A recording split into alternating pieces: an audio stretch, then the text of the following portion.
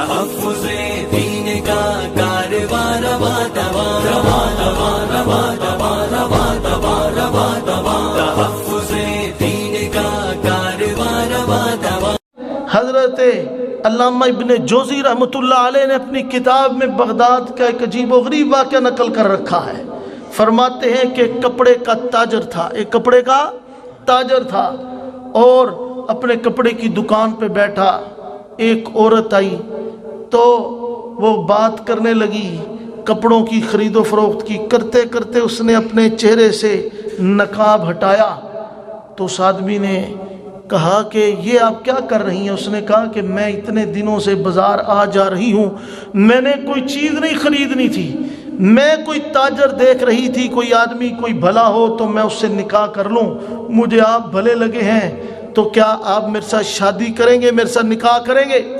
اس نے کہا کہ دیکھو میرے نکاح میں میری پہلے شادی ہو چکی ہے، میرے نکاح میں میری چچا کی لڑکی ہے اور اس میں سے میرا ایک لڑکا بھی ہے، اور میں نے اس سے وعدہ کیا ہے کہ میں اس کو چھوڑوں گا نہیں۔ اس عورت نے کہا کہ کوئی بات نہیں، تم اس کو نہ چھوڑو لیکن میرے ساتھ بھی شادی کر لو۔ اس نے کہا کہ میں تمہیں وقت دے پاؤں نہ پاؤں؟ اس نے کہا اگر ہفتے میں 2 دن کا بھی وقت میرے ساتھ گزار لو تو یہ بھی منظور ہے۔ اس نے کہا ٹھیک ہے۔ چنانچہ اس نے باہر سے ہی چھپ چھپا کے شادی کر لی، اس کو ایک مکان میں رکھا، یا اس کا اپنا مکان تھا۔ پہلی بیوی کو اس کے معمولات کے اوپر شک ہوا کہ یہ اس وقت کہاں جاتا ہے، پہلے تو یہ اس کی روٹین نہیں تھی، کرتے کراتے اس نے اپنی ایک لونڈی کو بھیجا کہ جاؤ آج میرے خامد کا پیچھا کرو، یہ کرتا کیا ہے۔ اس نے دیکھا چھپ چھپا کے کہ وہ اپنی دکان پہ پہنچتا ہے، پھر جب ظہر کا وقت ہوتا ہے دکان سے نکلتا ہے، نماز پڑھتا ہے، پھر سیدھا اسی خاتون کے گھر۔ اس نے پہلے سے اس خاتون کے بارے میں پوچھا، لونڈی نے، انہوں نے بتایا کہ یہ عورت ہے اور بڑی نیک پارسا ہے، یہ اس کا خامد ہے، یہ تاجر ہے، ایسے ایسے اس نے بتایا۔ تو اس نے جا کے اپنی مالکن کو ساری کارگزاری سنا دی۔ اس نے کہا خبردار اگر اس قصے کا ذکر تم نے کسی اور کے سامنے کیا تو مالک کے سامنے بھی نہیں کرنا۔ اس عورت نے اس کا ذکر کسی کے سامنے نہیں کیا۔ توجہ میری طرف رکھیں، اس کا ذکر اپنے خاوند کے ساتھ کسی طرح بھی نہیں کیا۔ تو جب یہ بات اس نے اپنے خاوند سے نہیں کی تو اچانک کیا ہوا، وقت گزرتا گزرتا 1 سال گزرا اور اس کے خاوند کا انتقال ہو گیا، خاوند کا انتقال ہو گیا۔ اس نے اپنے ترکے میں 8000 درہم چھوڑے۔ اس عورت نے 7000 درہم اپنے بچے کو، یعنی اس کے خاوند کا جو لڑکا تھا، اپنے بچے کو دے دیے۔